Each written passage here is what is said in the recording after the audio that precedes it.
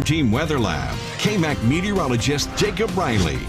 Well, fall is still officially 12 days away, but I guess winter kind of just skipped over fall and arrived a little early here in the South Plains this year because it's been pretty chilly the past 48 hours here in the South Plains, and it looks like today's going to be another cool one as we start things off. So this could be a little confusing, so I'm going to try to explain it to you the best that I can.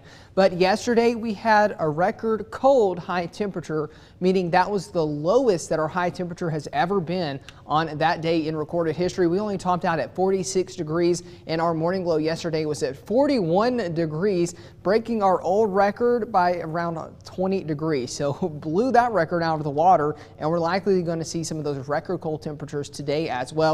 Out across the South Plains, Doppler 1 radar tries to show us pretty dry, but actually it's pretty wet out there this morning. We do have some areas of patchy mist and drizzle across the region this morning, but it's below our radar beam, so that's why it's not showing up here on radar this morning. But we do have a few more heavier showers there in Roosevelt and Curry counties in eastern New Mexico. Out across the region, still seeing some more of that rainfall on off to our east there in central portions of Texas, and then back towards northeast Texas as well.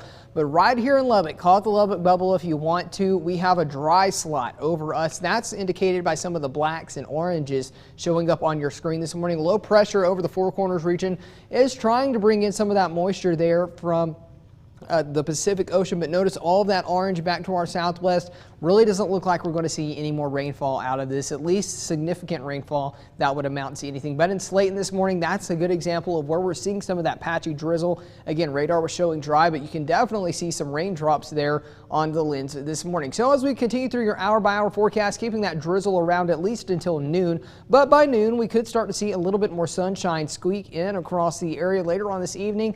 Maybe even as much as a partly cloudy sky will be possible. Overnight tonight, though, a few more clouds, maybe some patchy drizzle will remain possible. But for today, really a lot warmer than what we saw yesterday, but still below average, getting up into the middle 50s for most of us. I think this model is overdoing it by a few degrees, but nonetheless, it will be warmer than what we saw for your Wednesday. Now, that low pressure system near the Four Corners region will track on off towards the Great Plains by Friday.